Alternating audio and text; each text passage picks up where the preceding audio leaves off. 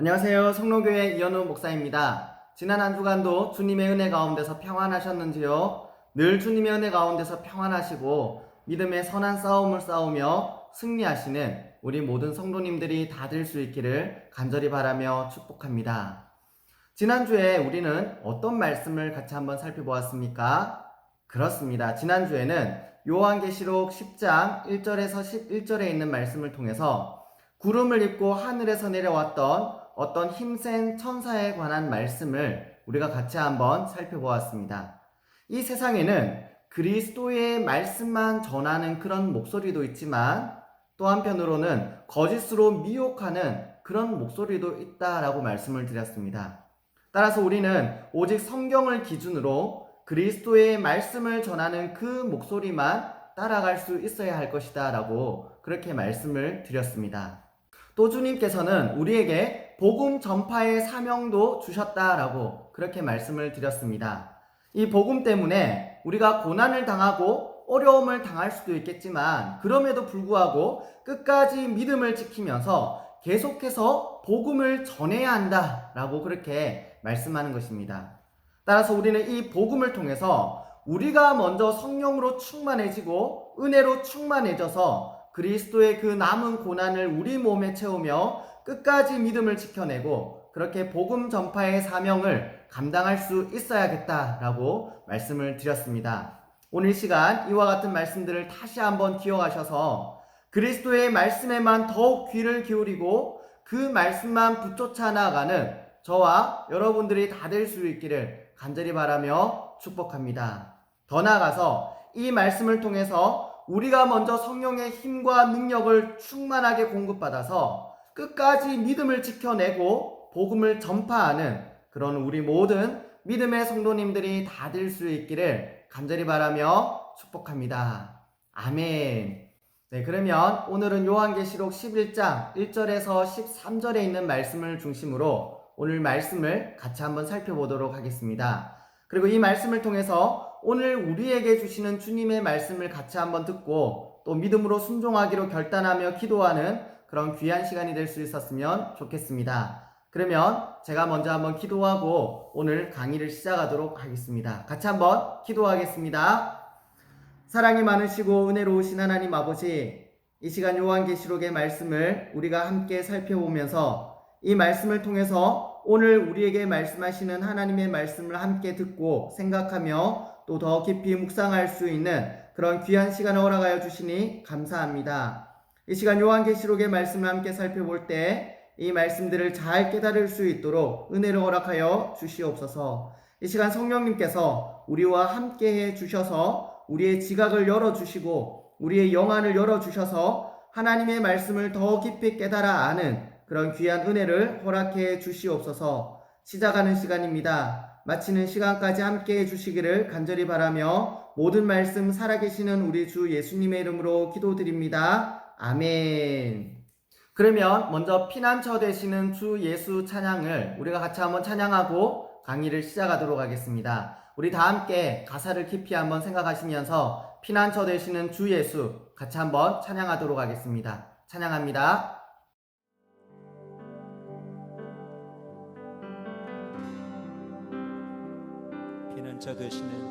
피난처 되시는 주 예수 영원한 승리의 왕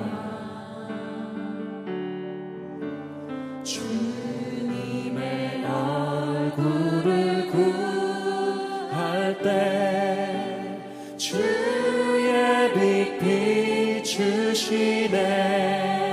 피난처 되시는 주 예수 영원한 승리의 왕 주님의 얼굴을 구할 때 주의 빛 비추시네.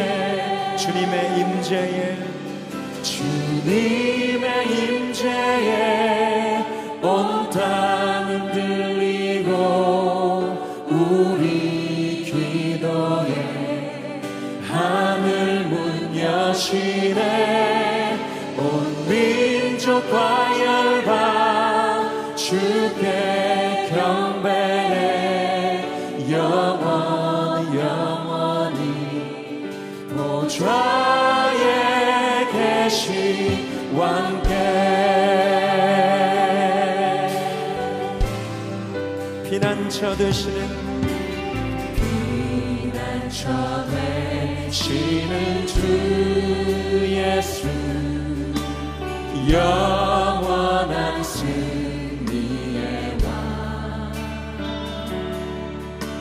주님의 얼굴을 구할 때 주의 빛 비추시네 전쟁은 주님께 전쟁은 주님께 속했네 승리는 우리의 것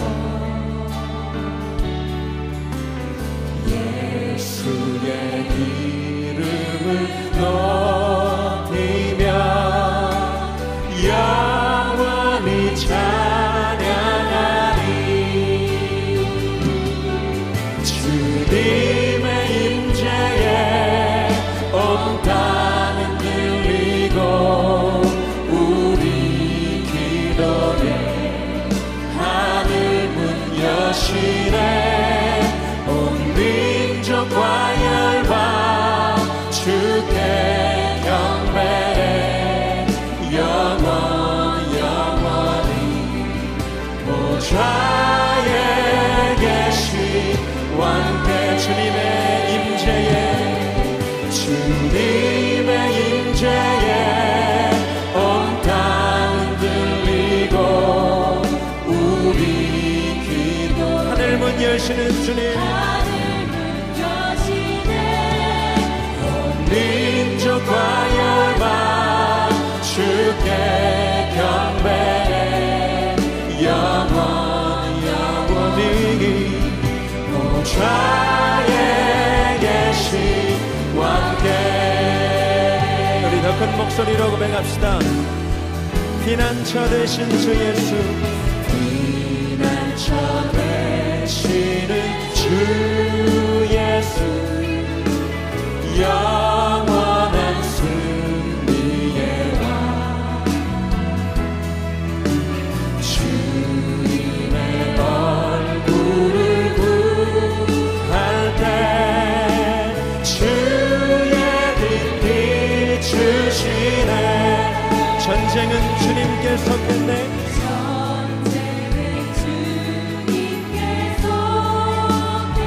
승리는 우리의 것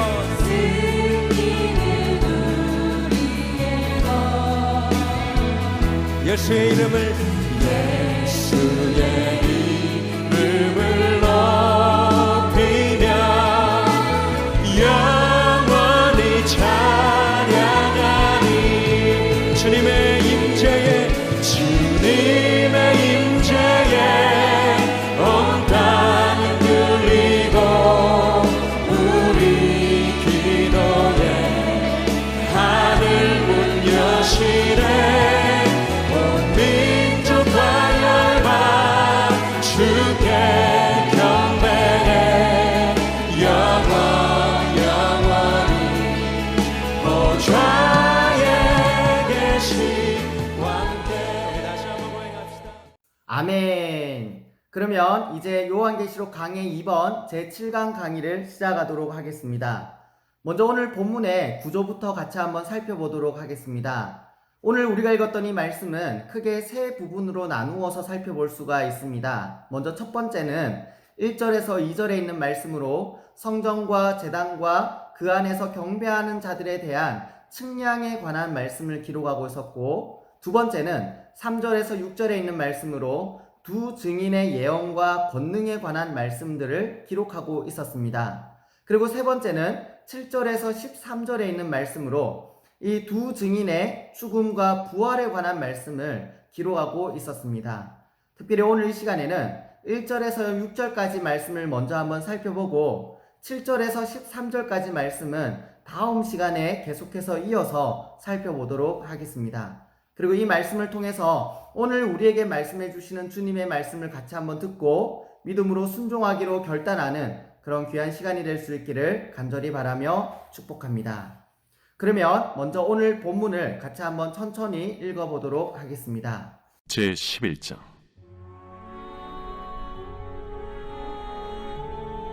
또 내게 지팡이 같은 갈대를 주며 말하기를 일어나서 하나님의 성전과 제단과 그 안에서 경배하는 자들을 측량하되 성전 바깥 마당은 측량하지 말고 그냥 두라. 이것은 이방인에게 주었은즉 그들이 거룩한 성을 42달 동안 짓밟으리라. 내가 나의 두 증인에게 권세를 주리니 그들이 굵은 베옷을 입고 1260일을 예언하리라. 그들은 이 땅의 주 앞에 서 있는 두 감람나무와 두 촛대니 만일 누구든지 그들을 해하고자 하면 그들의 입에서 불이 나와서 그들의 원수를 삼켜버릴 것이요 누구든지 그들을 해하고자 하면 반드시 그와 같이 죽임을 당하리라. 그들이 권능을 가지고 하늘을 닫아 그 예언을 하는 날 동안 비가 오지 못하게 하고 또 권능을 가지고 물을 피로 변하게 하고 아무 때든지 원하는 대로 여러 가지 재앙으로 땅을 치리로다. 그들이 그 증언을 마칠 때에 무적행으로부터 올라오는 짐승이 그들과 더불어 전쟁을 일으켜 그들을 이기고 그들을 죽일 터인즉 그들의 시체가 큰 성 길에 있으리니 그 성은 영적으로 하면 소돔이라고도 하고 애굽이라고도 하니 곧 그들의 주께서 십자가에 못 박히신 곳이라. 백성들과 족속과 방언과 나라 중에서 사람들이 그 시체를 사흘 반 동안을 보며 무덤에 장사하지 못하게 하리로다. 이 두 선지자가 땅에 사는 자들을 괴롭게 한 고로 땅에 사는 자들이 그들의 죽음을 즐거워하고 기뻐하여 서로 예물을 보내리라 하더라. 3일 반 후에 하나님께로부터 생기가 그들 속에 들어가매 그들이 발로 일어서니 구경하는 자들이 크게 두려워하더라. 하늘로부터 큰 음성이 있어 이리로 올라오라. 함을 그들이 듣고 구름을 타고 하늘로 올라가니 그들의 원수들도 구경하더라. 그때에 큰 지진이 나서 성 10분의 1이 무너지고 지진에 죽은 사람이 7천이라. 그 남은 자들이 두려워하여 영광을 하늘의 하나님께 돌리더라. 아멘. 그러면 오늘 본문의 말씀을 하나씩 같이 한번 살펴보도록 하겠습니다. 11장 전반부는 10장의 환상이 연속되고 있었던 부분이었습니다. 하지만 내용은 바뀌어서 먼저 성전 측량에 관한 장면이 나오고 있었습니다. 10장에서 말하던 그 힘센 천사가 요한에게 지팡이 같은 갈대를 주면서 이렇게 말했다고 하는 것입니다. 일어나서 하나님의 성전과 제단과 그 안에서 경배하는 자들을 측량하라 라고 말입니다. 여기서 측량이라는 이 말은 자를 가지고 측량하는 것을 말하는 것인데 구약에서 이것은 완전한 파괴를 말할 때나 또는 도덕적인 재건을 말할 때 주로 사용되었던 말이었다고 합니다. 하지만 본문에서는 범위를 정하거나 경계를 짓는 것과 같은 것을 의미하고 있었습니다. 따라서 이것은 어떤 범위 안에 있는 것들에 대해서 경계를 그어놓고 안전하게 보호하고자 했던 것을 의미하는 말이었다는 것입니다. 그렇다면 본문에서 이 힘센 천사는 과연 무엇을 보호하고자 이렇게 측량하라라고 그렇게 말하고 있었던 것일까요? 1절 하반절을 보시면 하나님의 성전과 제단과 그 안에서 경배하는 자들을 측량하라라고 그렇게 말하고 있었다는 것입니다. 여기서 성전은 마당을 포함한 성전 전체를 가리키는 것이 아니라 성소만 가리키고 있었던 것입니다. 그리고 이와 같은 성전은 문자적인 예루살렘 성전만 가리키고 있었던 것이 아니라 영적인 성전, 그러니까 성도들이 함께 모여 이룬 교회를 가리키고 있었다는 것입니다. 다시 말씀드리면 지금 이 힘센 천사는 교회와 성도들을 보호하고자 특별히 구별하여 세우라라고 그렇게 말하고 있었던 것입니다. 그런데 성전 밖 마당은 측량하지 말고 그냥 두라고 또 말합니다. 여기서 성전 밖 마당은 외적으로는 믿는 형태를 가지고 있지만 그 그러나 그 안에 참 믿음이 없는 자들을 가리키는 것입니다. 우리말 번역에는 측량하지 말고 그냥 두라라고 되어 있지만 헬라어 성경을 직역하면 밖에 내 던져버리고 측량하지 말라라고 그렇게 되어 있다는 것입니다. 이것은 참 믿음이 없는 자들, 그러니까 위선적인 믿음의 소유자들은 하나님의 구원에서 제외된다는 것을 보여주고 계셨던 것입니다. 그 이유는 2절 중반절에 보시면 이것을 이방인들에게 주었기 때문이다 라고 그렇게 말씀하고 계셨는데, 이처럼 위선적인 믿음을 가진 자들은 마치 이방인들처럼 그렇게 취급하실 것이기 때문이다 라고 하는 것입니다. 그리고 그들이 거룩한 성을 42달 동안 짓밟으리라 라고도 말씀하고 있었는데, 이것은 예루살렘 성을 포함한 이 시대의 교회와 성도들까지 의미하는 것입니다. 그리고 42달은 7년의 절반으로서 환란의 때를 상징하는 숫자입니다. 다시 말씀드리면 교회와 성도들이 이방인들에 의해서 환란과 핍박을 당할 것을 말씀하고 있는 것입니다. 그러나 그와 같은 환란과 핍박은 반드시 끝이 있는 환란과 핍박이라는 것도 본문은 우리에게 잘 말씀해 주고 있었던 것입니다. 우리는 이와 같은 말씀들 속에서 몇 가지 중요한 메시지를 발견하게 됩니다. 먼저 첫 번째는 하나님께서는 이 땅의 교회와 성도들을 불꽃 같은 눈동자로 지켜보시면서 지켜주시고 보호해 주신다라고 하는 것입니다. 우리가 가족들과 함께 놀이공원을 갈 때 그 놀이공원에 가보면 많은 사람들이 있고 또 많은 아이들이 있는 것을 볼 수가 있습니다. 그럼에도 불구하고 우리 눈에는 누구밖에 보이지가 않습니까? 수많은 아이들이 있지만 우리 눈에는 내 자녀, 내 자식밖에는 보이지가 않는다는 것입니다. 이처럼 우리 하나님께서도 이 땅에 수많은 사람들이 살고 있지만 그들 가운데서도 특별히 교회와 성도들을 더욱 주목하여 보고 계신다라고 하는 것입니다. 그래서 말씀하시기를 교회와 성도들을 특별히 구별하여 세우라라고 그렇게 말씀하고 있었던 것입니다. 그리고 그렇게 교회와 성도들을 지켜주시고 보호해 주시는 그 하나님의 모습을 우리에게 잘 보여주고 있었던 것입니다. 따라서 우리는 이와 같이 우리를 지켜주시고 보호해 주시는 그 하나님을 믿고 언제나 그 하나님을 의지하면서 믿음으로 살아가기를 포기하지 말아야 하겠다라고 하는 것을 이 말씀을 통해서 다시 한번 생각해 보게 되는 것입니다. 그러나 껍데기뿐인 위선적인 믿음을 가진 자들에 대해서는 그들을 이방인들과 같이 취급하실 것이다 라고 또 분명하게 우리에게 말씀해 주고 계셨습니다. 믿음을 고백하고 말하기는 하지만 그러나 그 믿음의 증거가 그들 가운데 도저히 보이지 않는 사람들, 그러니까 껍데기뿐인 그런 위선적인 믿음을 가진 사람들은 이방인들처럼 그렇게 버려두실 것이다 라고 하는 것입니다. 따라서 우리는 우리의 믿음이 그런 껍데기뿐인 위선적인 믿음은 아닌지 늘 돌아보면서 성령의 은혜를 더욱 구해야 할 것입니다. 성령께서 우리 가운데 진실한 믿음을 허락해 주셔서 성령의 은혜로 믿음의 증거들을 날마다 보여내며 성령의 열매를 맺으며 살아갈 수 있도록 성령의 은혜를 더욱더 구해야 할 것이다 라고 하는 것입니다. 바로 성경은 그런 의미에서 이것은 힘으로 되는 것도 아니고 능력으로 되는 것도 아니고 오직 하나님의 영으로 되는 것이다 라고 우리에게 말씀해 주셨던 것입니다. 오늘 이 시간 이와 같은 말씀들처럼 성령의 은혜로 더욱더 참되고 진실한 믿음의 사람들로 세워질 수 있기를 간절히 바라며 축복합니다.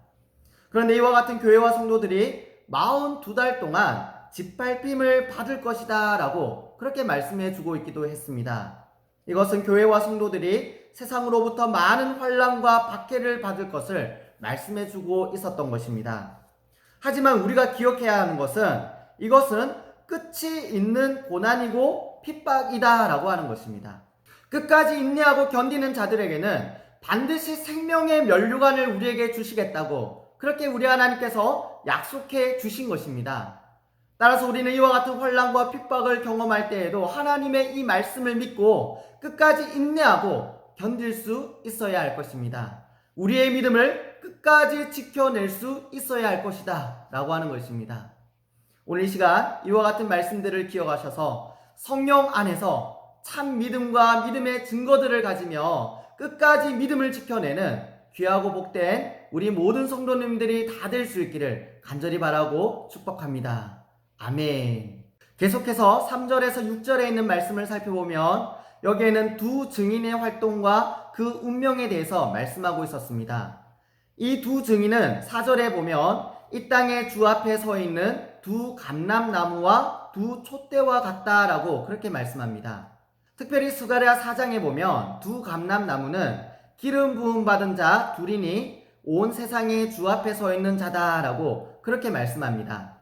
특별히 이것은 그 당시에 여호수아와 스룹바벨로도 볼 수가 있지만 특별히 오늘 이 시대에 성도들을 돌보시고 인도하시기 위해 하나님께서 특별히 구별하여 세우신 도구들과 기관들을 의미하는 것으로도 볼 수가 있는 것입니다.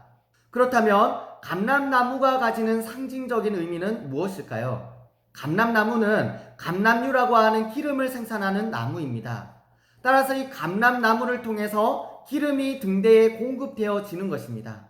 따라서 감람나무는 등대를 밝혀주는 원동력이 되는 것이다 라고 하는 것입니다.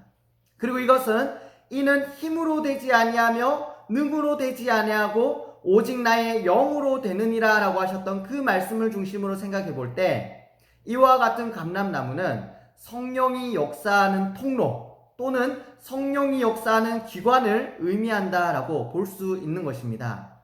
따라서 두 감람나무는 하나님의 성령이 역사하는 기관, 그러니까 하나님의 능력으로 복음을 전하는 교회를 뜻한다 라고 하는 것입니다.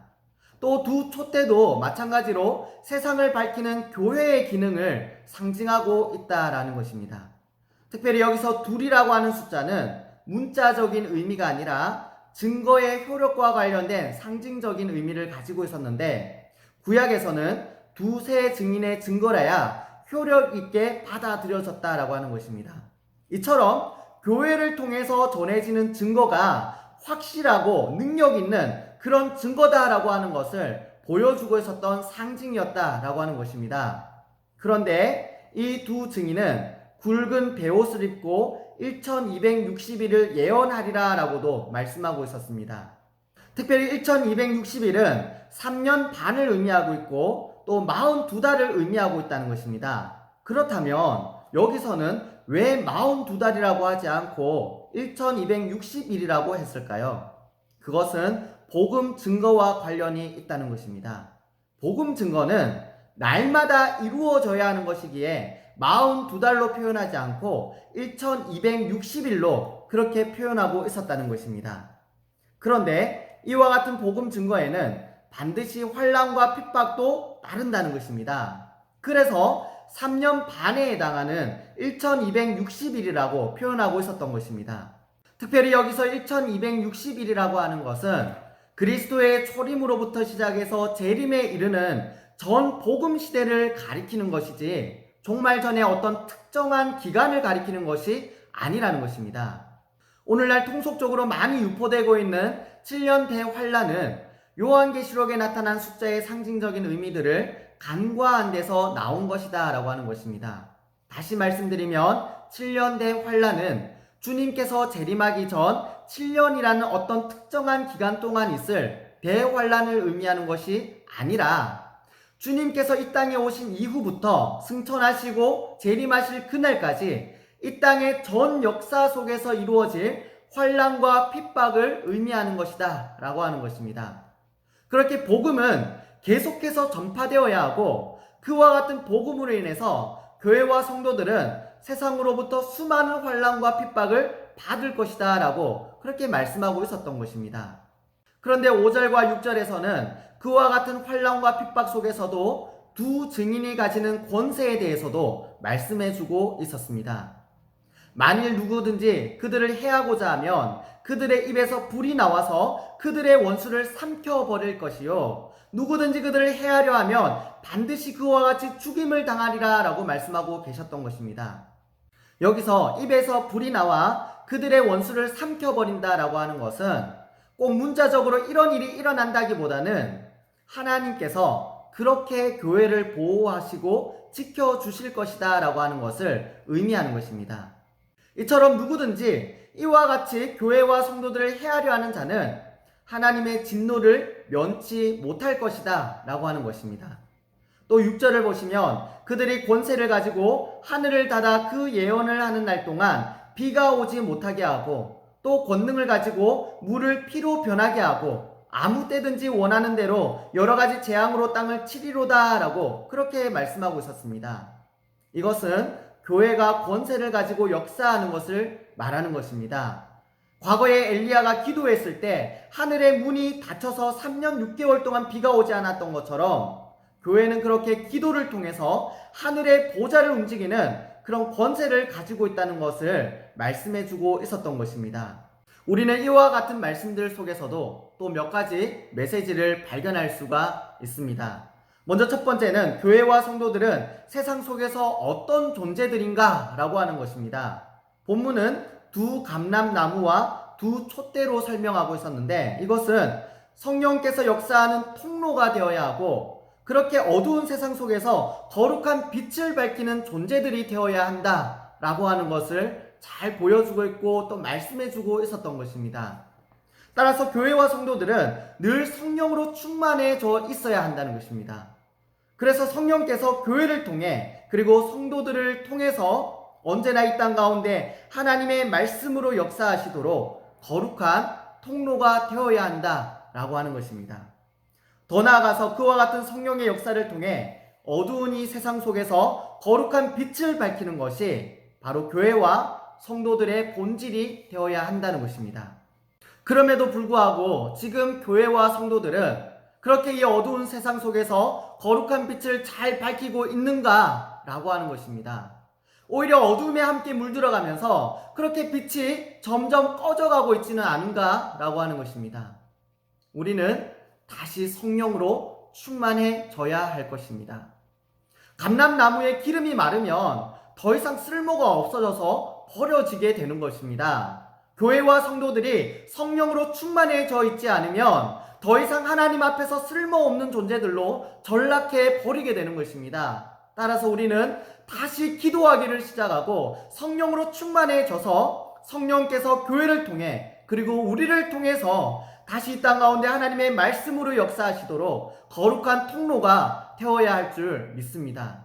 그리고 그렇게 어두운 세상 속에서 거룩한 빛을 밝힐 수 있어야 할 것입니다.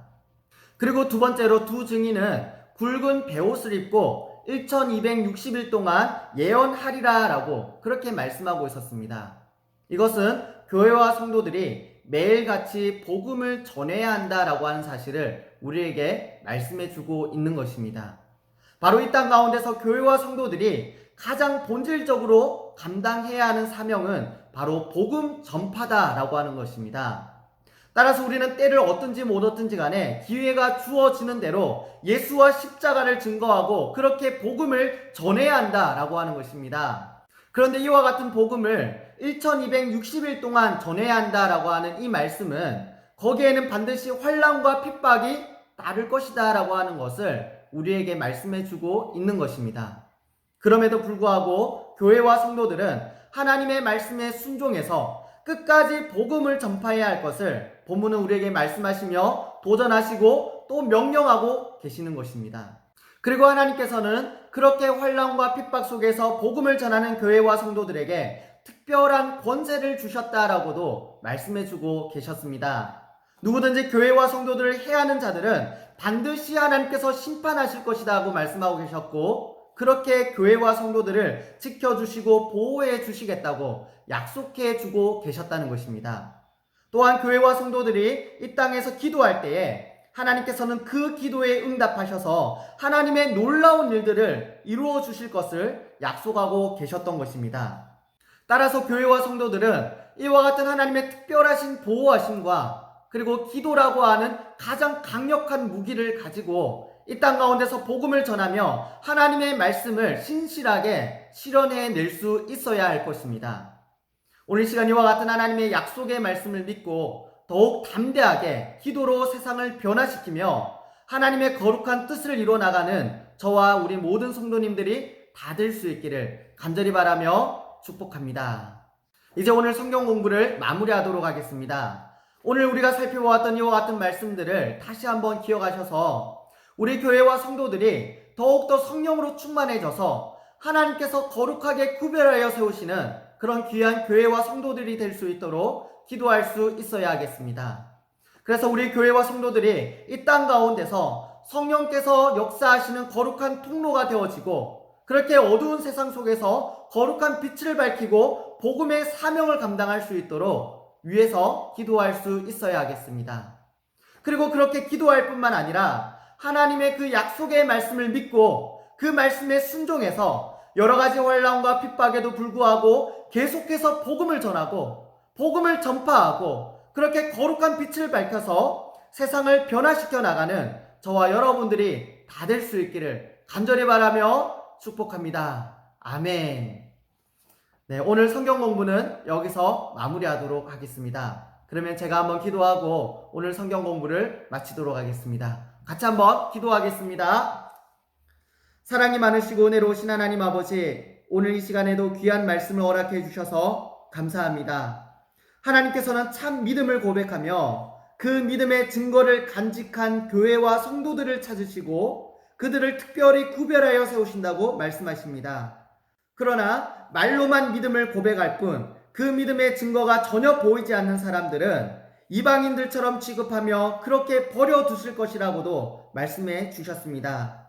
하나님 아버지, 부족하고 연약한 우리를 불쌍히 여기셔서 우리 가운데 더욱 성령으로 충만하게 하여 주시옵소서. 마음은 원이지만 육신이 연약하여서 하지 못하는 그것들을 불쌍히 여겨주시고 오직 성령의 은혜로 더욱 신실하게 믿음을 고백하며 그 믿음의 고백을 따라 살아갈 수 있는 참되고 신실한 믿음의 사람들이 다 될 수 있게 도와주시옵소서.